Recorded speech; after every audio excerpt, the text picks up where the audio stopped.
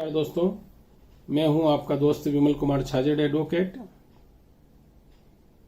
पति से पत्नी को गुजारा भत्ता दिलाए जाने के तो कई आर्डर हम रोज आए दिन देखते हैं और रोज हम अखबारों में भी पढ़ते हैं, केस लॉ भी हमारे सामने कई आते हैं।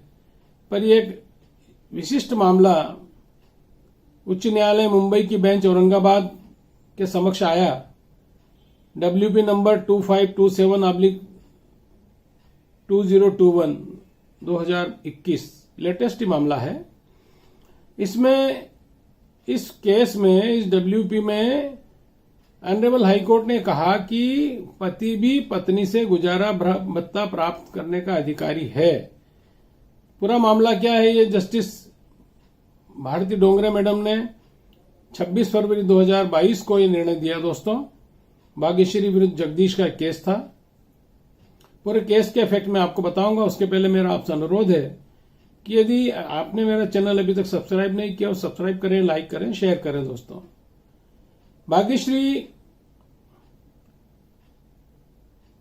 जो इसमें पिटिशनर है,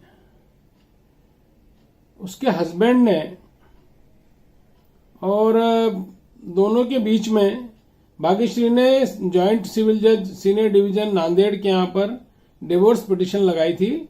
हस्बैंड वाइफ के रिलेशन 17 जनवरी 2015 को समाप्त हो चुके थे, उनका डिवोर्स हो चुका था। देखिए दोस्तों, इसके फैक्ट क्या है।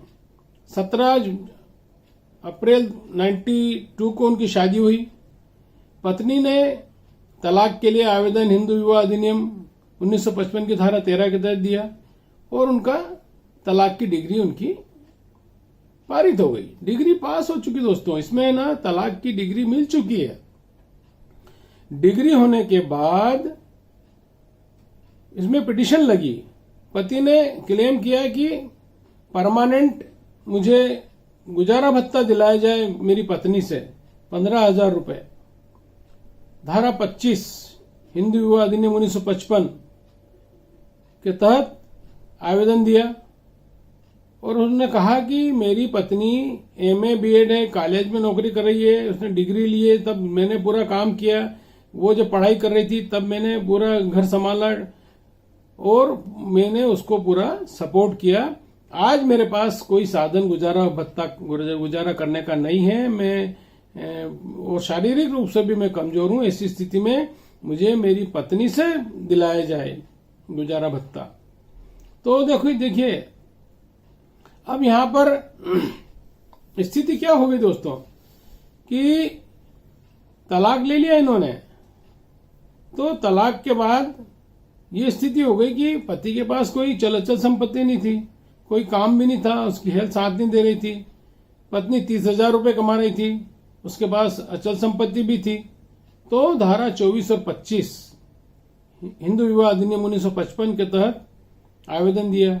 पत्नी ने कहा कि नहीं, इनके पास तो ऑटो है, वो मेरे ऊपर निर्भर नहीं है, मेरे पास तो लड़की भी है, तो मैं गुजारा भत्ता नहीं दे सकती हूं, ऐसा पत्नी का कहना था।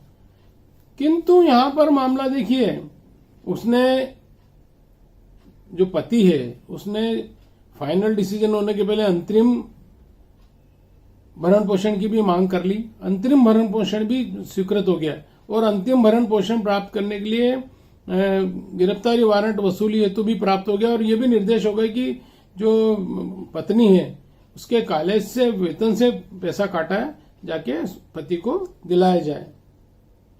हेडमास्टर को आदेश दे दिया।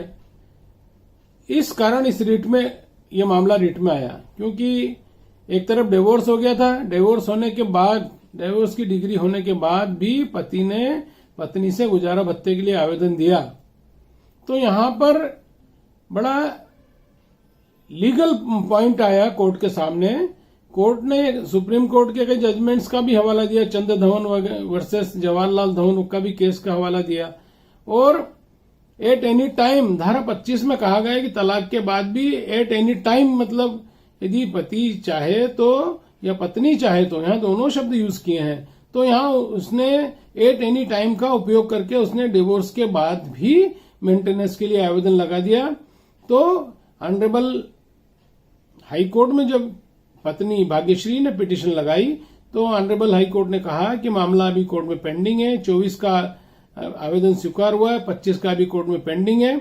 इसमें हम हस्तक्षेप नहीं कर सकते। मतलब जो मामला नीचे मेंटेनेंस के लिए निचली अदालत में चल रहा था अधीनस्थ न्यायालय में, उसमें ऑनरेबल हाई कोर्ट ने हस्तक्षेप नहीं किया और धारा 25 की विस्तृत व्याख्या भी कर दी। 24-25 की धारा 24-25 की विस्तृत व्याख्या करके मामले में जो भाग्यश्री ने पिटीशन लगाई थी उसको निरस्त कर दिया और उन्होंने कहा कि नहीं, वो तो यदि पति चाहे तो एट एनी टाइम इस तरह की कार्रवाई करने के लिए सक्षम है और नीचे गुण दोषों पे नीचे अधीनस्थ न्यायालय विचार करे और उन्होंने हस्तक्षेप से इनमें इनकार कर दिया। दोस्तों नमस्कार।